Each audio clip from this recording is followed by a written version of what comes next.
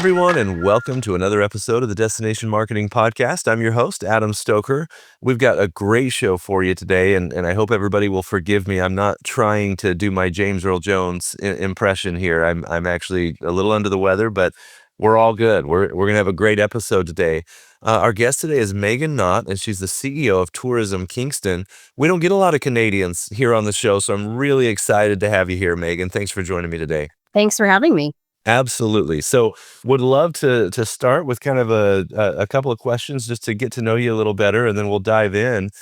First of all, we always like to ask, what's your dream destination, Megan? If you could go anywhere in the world and you're not allowed to say Kingston, that's cheating, where would it be? Yeah, that's a great question. And I probably was going to lean into just a bit of the backyard that we don't get to necessarily experience. And I think as tourism professionals, we're always thinking about what travels next and what's ahead of us, and looking and leaning into great destinations that do it best. And so whether it's conferences or other pieces of best practice that take us away from home, I think Canada in general is a pretty cool place to visit from coast to coast to coast. And so I probably really would lean into being able to spend some more time in my own backyard. I like that.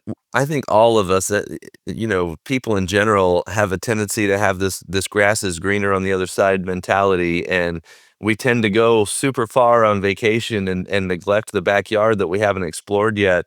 I know I moved to Utah when I was 16.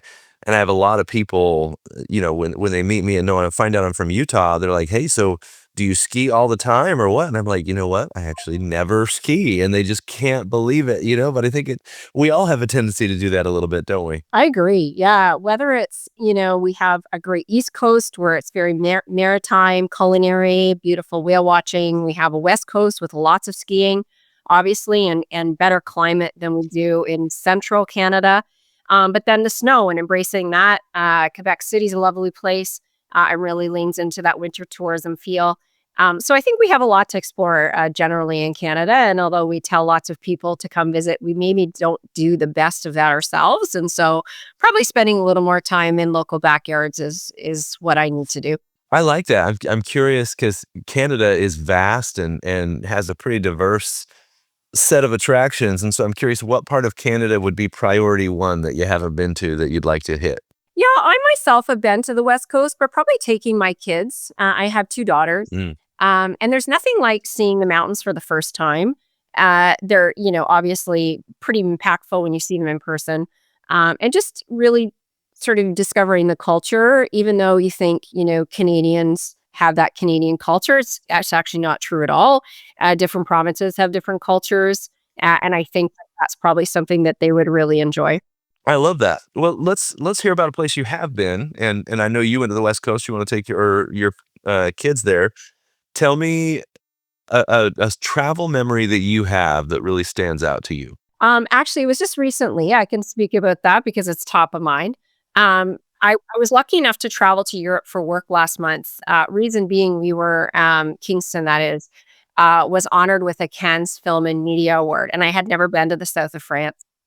And so that's, again, just a beautiful part of the world, the globe. I'd been to France before, which is kind of the gateway down to the south, and never actually spent time on the coast. And so going there to be able, to pick up an award for our community, but to be able to see a new piece of the world was pretty special. I love that. What made it like I always get a kick out of learning about people's travel experiences and memories, because you find that in a lot of cases, it's not the big, amazing thing that they did that made the trip memorable. It's kind of the small moments that happen along the way. So, I mean, I'm curious, what was it about your trip to France that made it so special? It's the markets, really. So, we talk about, just generally speaking, what makes travel what it is. And it's the local cultures, it's the local culinary, and it's trying to figure out what makes that community special amongst all communities we could choose to visit. And I think Europe in general has some amazing markets. You meet a lot of great vendors, you see a lot of great unique items that those markets provide. And There's nothing like being able to be outdoors and see what other communities do. I mean, Kingston locally has markets for sure, and I would hope that others that visit think that those are a pretty cool opportunity to understand the local community and culture, but European markets are just so vast and expansive. Yeah. Very beautiful. I love that. Well, and it never hurts to be over there winning an award. So tell me a little bit about why you were winning a CAN award. Yeah, so they have an actual tourism event that they tag on to the end of the series of events that they do. And we won for our brand video. And so I thought it was pretty special. We were the only Canadians in the room and the only ones to walk away with an award. And that particular brand video was recently launched by Tourism Kingston just to explain what it is that makes Kingston unique. So to have, I think, a panelist of experts in that field recognize that what we were trying to communicate actually stuck with them was really special. Great, great. Well, I want to learn about Kingston, and then I may come back to this award because I've got a few follow-up questions. But I would love, first of all, to have us learn about your journey. How did you even get into this crazy world of tourism, and what was your journey and how did you end up where you are today? Yeah, thanks for the question. So I don't know that any one person intends, when I grow up, I want to be a tourism professional. I mean, there's those traditional professions that we know when you're young, you kind of look and think, I want to do that.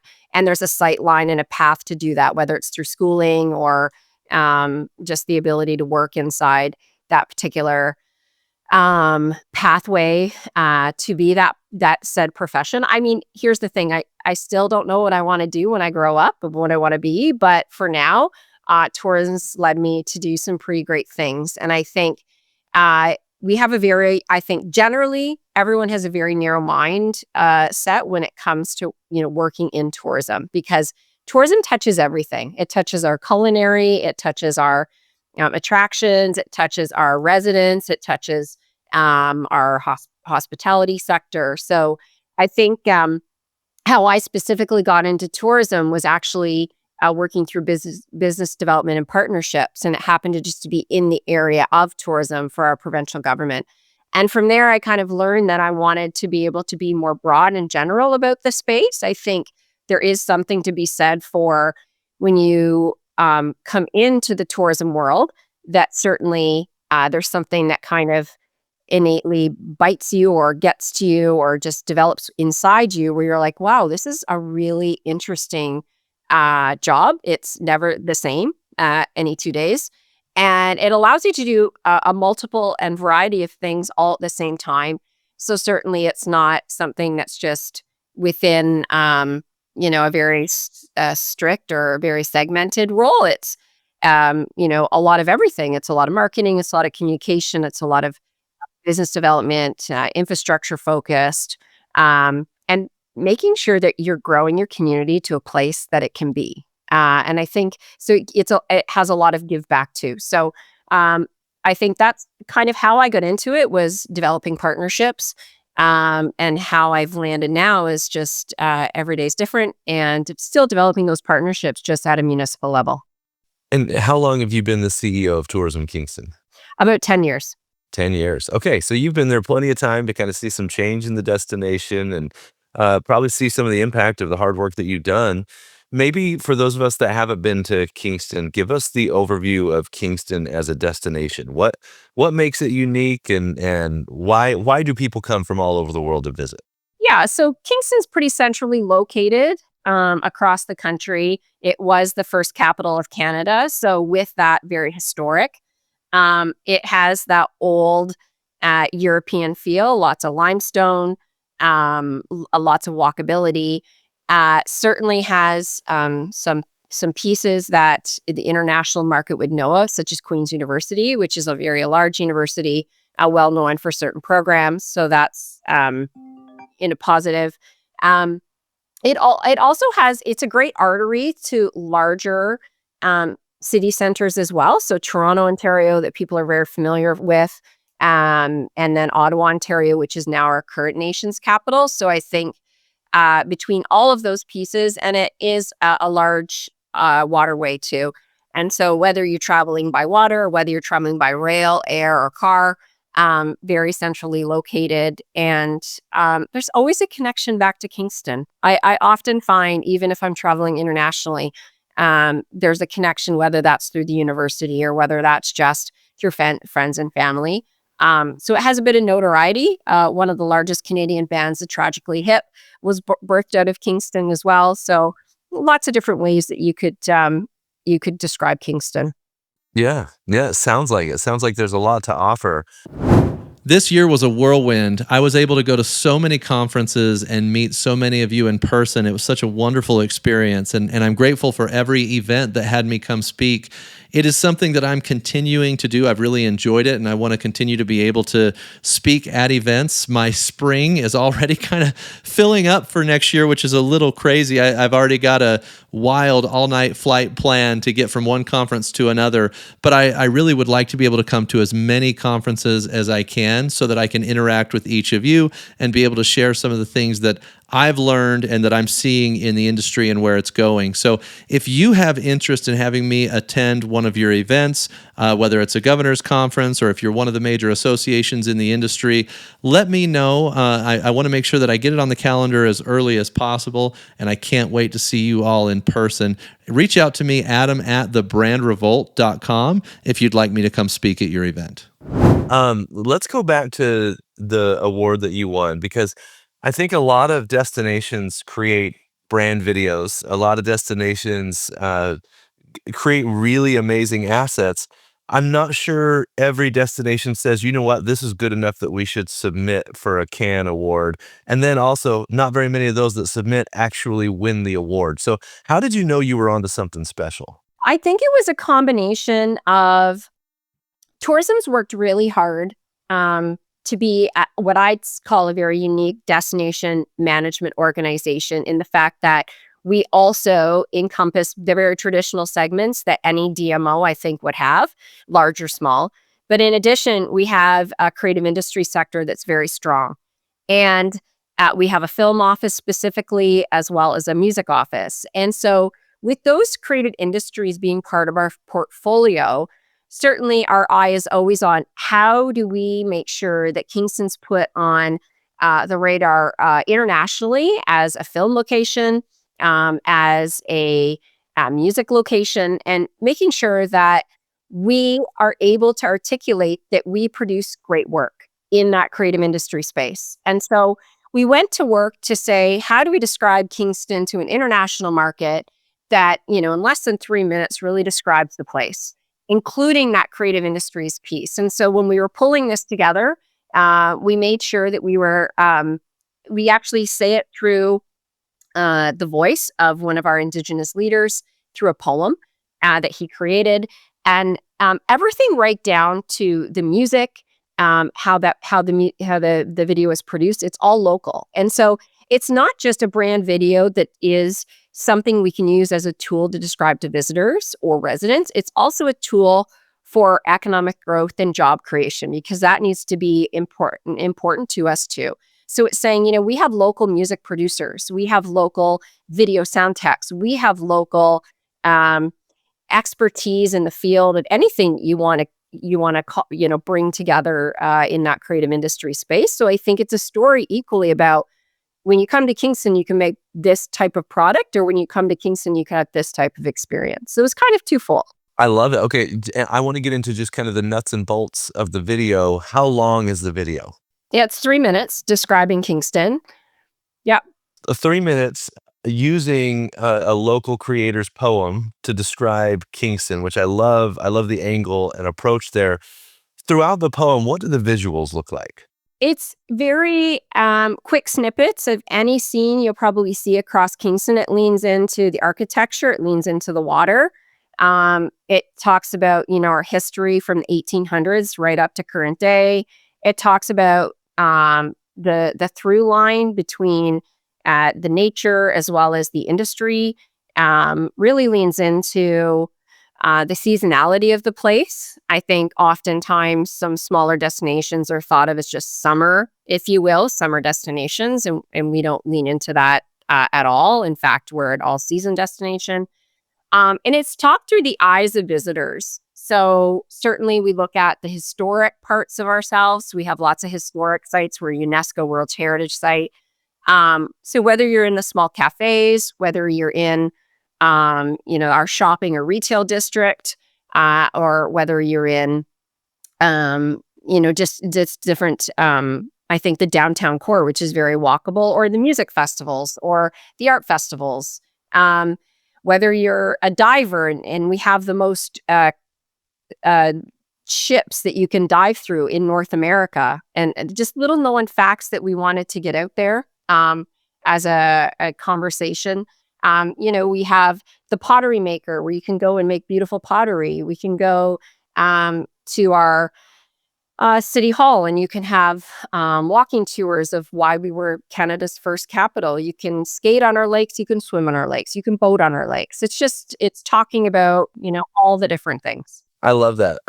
I I find one thing interesting about what you're doing, and that's the fact that historical travel and you're the original capital of Canada, right? When you talk about history, you guys are right there dead center in Canada. I feel like a lot of the younger generations don't have as much interest in history as maybe previous generations.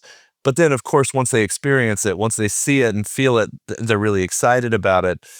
But it's not necessarily as much of a driver for these younger generations as it was for previous generations. And I'm curious, as you're dealing with that shift, right, of, okay, historical messaging, landmark messaging may not be as inspirational to this audience. Where are you shifting to get the younger generation to come when the kind of lever of historical travel doesn't pull as much as it used to? At least that's kind of what I'm seeing in a lot of other destinations. Well, I think we're lucky enough to have 40,000 youth come into our community every single year. And that really is because we have two universities and a college system. So we say we're, historic but youthful, and that's actually true.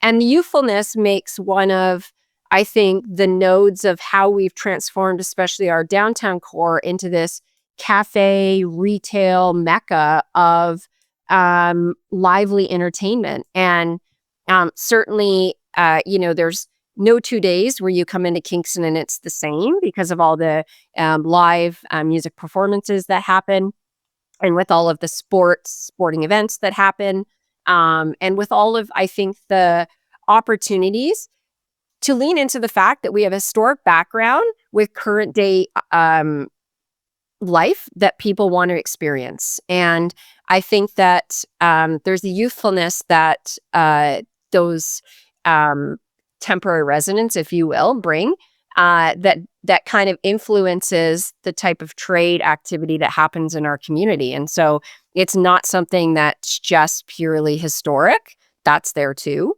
But transitioning some of these spaces too into escape rooms, for example. So it may be a limestone building that once was something, but it serves a new purpose of which you can then experience this new thing. So you're leveraging, in a sense, the juxtaposition of the history and the youthfulness so that you can still make sure to carry that message through to this younger generation. I think that's really interesting. What would you say are some of the major challenges that you guys have had to overcome in Kingston from a tourism perspective? Um, Not unlike most communities, certainly there's challenges of infrastructure and how fast we can pivot and how fast we can improve our infrastructure, particularly transportation. Certainly, we do have an airport. Would we like more air service for airport? Absolutely.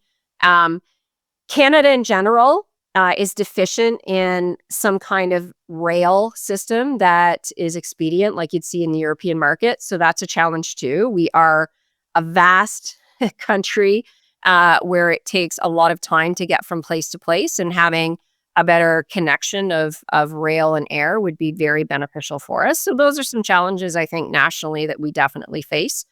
Um, but I do also think that where there's challenges, there's always opportunity. And I think making sure that we have a long list of short-term, long-term goals so that if there is a gap in infrastructure, we identify it very quickly. Um, Communities specific to tourism, we're always looking at how you can grow the visitor economy midweek. That's just a fact. I think midweek visitation is challenging, and visitation in certain seasons is challenging. And so, what can you do to focus your energies and your product development on those types of experiences so that you see visitation grow?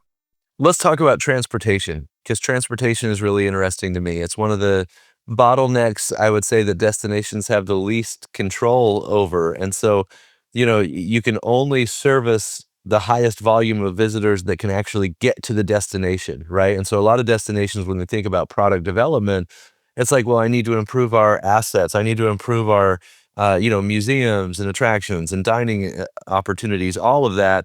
When in reality, the bottleneck may just be people can't get to your destination. So you also don't have control over expansion of the airport. You don't have control over some of that decision making. So what are you doing to try to influence the issue with transportation of removing the bottleneck for people to be able to come to the destination? Yeah, that's a great question. Two things specifically that I'll give you examples of currently in Kingston. Number one is working with our national air carrier, Air Canada.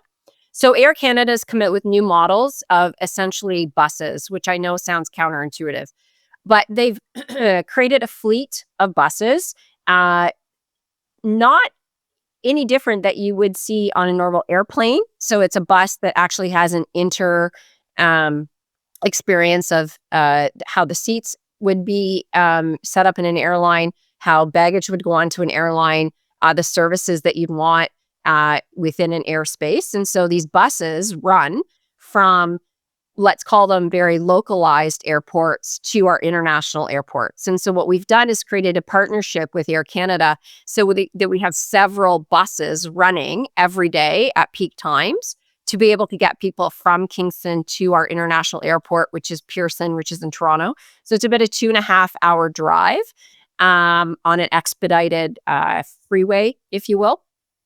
So you're going door from door from our airport into Pearson's to be able to then carry on service to your end destination.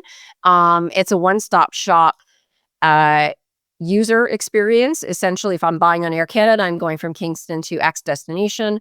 So I'm able to just fill that gap, Adam.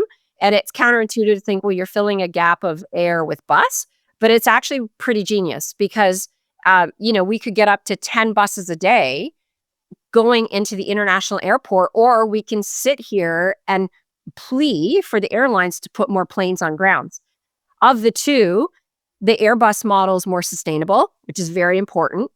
And of the two, we can get a lot more buses going in an expedited fashion to the airport than we can planes. Yeah, I mean, this is creative problem solving, right? And there's a finite number of airplanes, and instead of just accepting your fate there and saying, well, this is all the travelers we can get here, you look at an innovative product that the airline is coming out with and getting them to bring those buses to Kingston. I think that's a great example of not just working within the box that you've created for yourself, right? But you actually say, okay, well, what if we were able to come up with an alternative method of getting people here?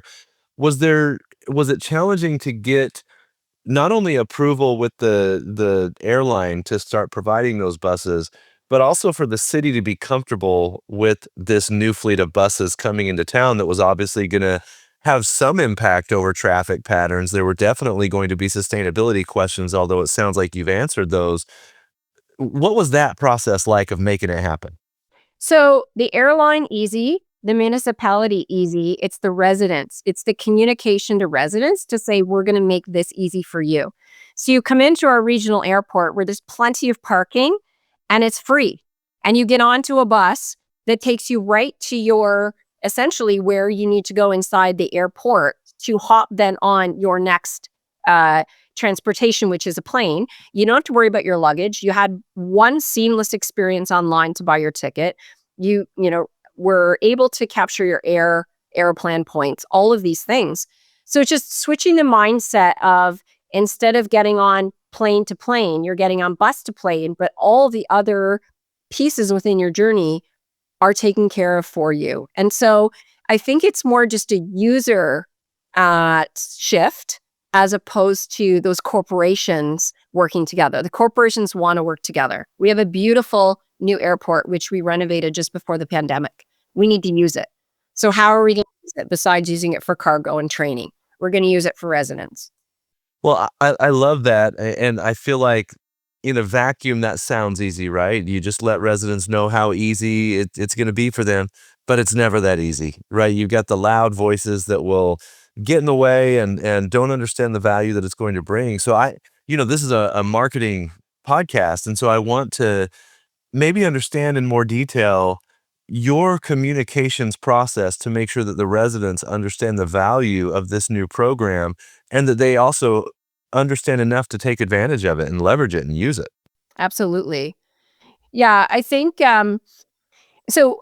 Interestingly enough, we knew intuitively that the biggest piece of what we had to do together was a resident information campaign. Not just residents, local residents that live here, but also local corporations, because I think corporate travel is equal, obviously, to resident travel. And then above and beyond that, working specifically with this mode of transportation to add more buses when we have conferences coming in or special sporting events, for example. And it's very different than in any community. Largely, you have buses that usually leave from your community and take you to some kind of location or depot, for example. And then from that location, you need to get to said airport. This is actually an air service on a bus for your first leg of the journey. And so making sure that people understand that. And it actually is seamless to whatever airline you're taking. It's not just with Association of Air Canada, for example. If I'm flying Delta out of Toronto, if I'm flying Porter out of Toronto, if I'm flying Air France out of Toronto, it's using that seamless approach to say we have a subcarrier, which is actually a bus. And think about this too. It's that, I think it's making sure you're explaining this in a way that people understand that if it was a regional air service, you'd have to be there an hour before the plane leaves. You'd have to go through security, drop off your luggage, all the things. Then you have your flight time. And then at larger airports, you often have delays for regional carriers. There's no two ways about it. They're fighting for time on the tarmac. This is a direct transportation there and back without delays, pretty seamless. You show up 5 minutes before you board your first flight, if you will. That's by bus. So it's just absolutely communication is key to this. And we're doing that. We're actually executing on a consumer conversation and awareness campaign right now, which again, in tourism, every day is different. So we're not just talking to those travelers. We're talking to our residents that need to make this partnership work. And I mean, are you doing local media partnerships, including running paid campaigns and earned media campaigns, all of that kind of stuff to talk to those residents and businesses? Absolutely. Yeah. For the last several minutes of our discussion, I really try to, especially when there's people that have been in a role like you have, you've been in your role for 10 years, you've learned so much. I want to impart some of that wisdom that you've gained to our listenership. And so I would love to have you maybe just think about a takeaway, like the most important piece of advice that you could give somebody that's coming up in the destination marketing space, or maybe if you've done a marketing campaign that was super effective because you kind of did this one thing and that was the linchpin to make everything else successful. What advice would you give to those that are trying to make it in our space? I think the most important thing, I don't care if you're in a chamber bureau, I don't care if you're in an economic office and you are in charge of the tourism portfolio, or if you're a large-scale destination marketing organization with 100 people. The through line through any of this is how do we move the needle on the importance of tourism, create a funding mechanism that's sustainable, and then measure our results. Like, it sounds simple, but it actually is that straightforward. And I think the key to this, 3 things. 1, I knew very early on at Tourism Kingston, I needed to measure results. And data can be huge, data can be overwhelming, and data can be confusing. And so what we did from the very beginning was create a research dashboard that is specific to Kingston. At any point in time, at any moment, on any given day, we have an internal research dashboard that tells us how our attractions are doing, tells us what our visitation's like generally, who's coming from where, tells us how our hotels are doing. And this is not large data that's coming nationally or through some large credit card company. This is aggregate data. That's number one, because if we can't explain back to our stakeholders, which are usually more local than non-local, how we're doing and how we're growing, then it becomes challenging. And further, we always internally hear we had an okay season. We were down a bit in occupancy. We didn't have as many people on Sundays. But if we can actually show to our partners, actually, that's not true. Your occupancy on any given day was 10% higher than last year. I think it just diminishes that back and forth that sometimes happens. Number two, I think it's very important to create a destination strategy from the get-go. Not something that's 10 years old that's going to sit on a shelf, not something that's so overwhelming and impractical that you can't do it, but just the agreement between large bodies of organizations that buy in all at one time, financially, and through the consulting of, at the end of the day, approvals. So, Can I stop you on that one just real quick? yeah. So what you just said, I think, is really important for everybody to hear, because building a destination strategy, a lot of people think, well, this says that we're going to be here in 10 years, and I don't believe that that's right or wrong. It doesn't matter.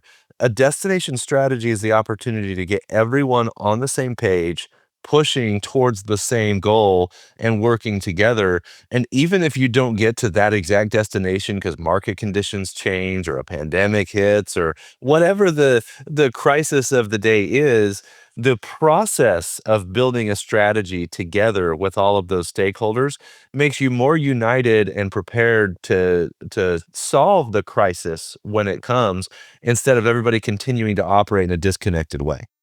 Yeah, absolutely.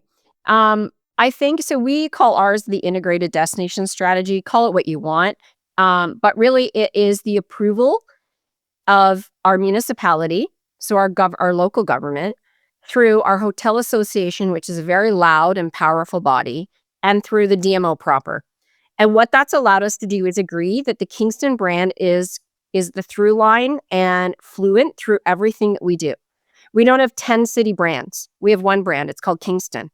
We have brand guidelines. We've adopted those guidelines, whether it's the airport, whether it's the DMO, whether it's the hotel association, whether it's economic development, whether it's our film office. It's a consistent Kingston look and feel through all of those agencies. Second to that is how we're going to fund the things that we need to do. The agreement is that City Council, the municipality, approves our IDS, our integrated strategy. So there's no question that if we're allowing our municipal partners to agree to it and we're allowing our tourism partners to agree to it, we're going to get to the end result, which is to get the things done. So there's no legislative arguments about, well, we should be investing in A versus B. We are, in short form, investing in conference centers, deep water docks, film studios, animation studios, because that's what's in the strategy and that's what we approved through community consultation from the get-go. And the third thing is agreement on funding. You can't dilute tourism's funding and expect them to be the economic driver that they are. You know, in any destination globally, they drive workforce, they drive economic impact, they drive obviously civic pride. And I think it's really important to be able to fund the thing. And so often, especially if I attend like Destination International events or whatever, and you're coming across some of these really small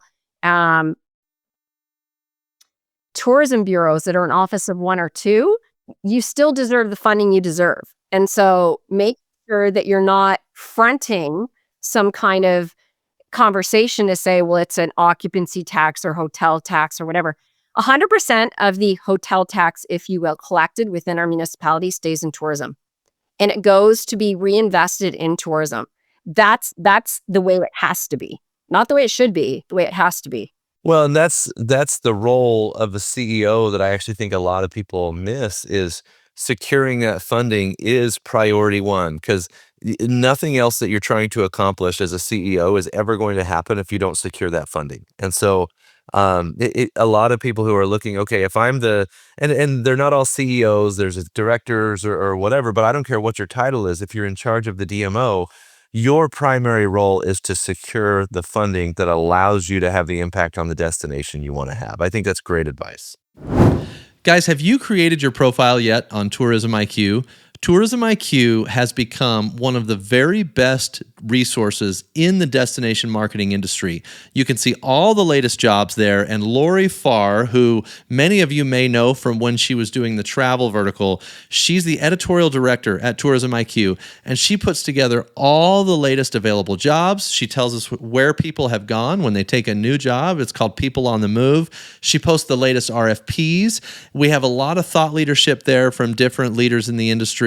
And really, Tourism IQ has become one of the very best places for you to develop professionally in the destination marketing space. It's got all the resources you need, and it's growing every day. We have over 530 active profile users. These are people that have created profiles on the site. And then we have another 2,800 active lookers who haven't created a profile, but they are there consuming the content and revisit the site on an ongoing basis. This site is growing every day. I'm so proud of what it's become, and I need everyone to go create a profile and see the incredible resources that are being posted for our industry on a daily basis. mytourismiq.com is the URL. Please go check it out. Fill out a profile on mytourismiq.com.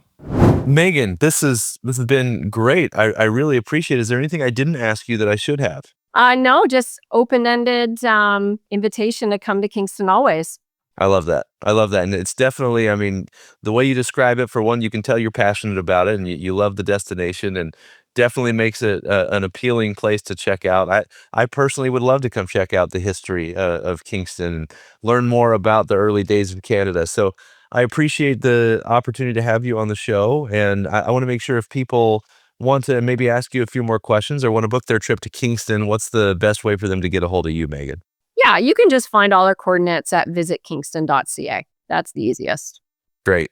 Great. Megan, thank you again for coming on and sharing your expertise with us. This has been a really valuable discussion. Thanks, Adam. Appreciate it. Absolutely. And thanks everybody for listening. If you enjoyed today's episode, please don't forget to leave us a rating or a review. It helps us continue to bring you amazing guests like Megan. Thank you, everyone, and have a great week.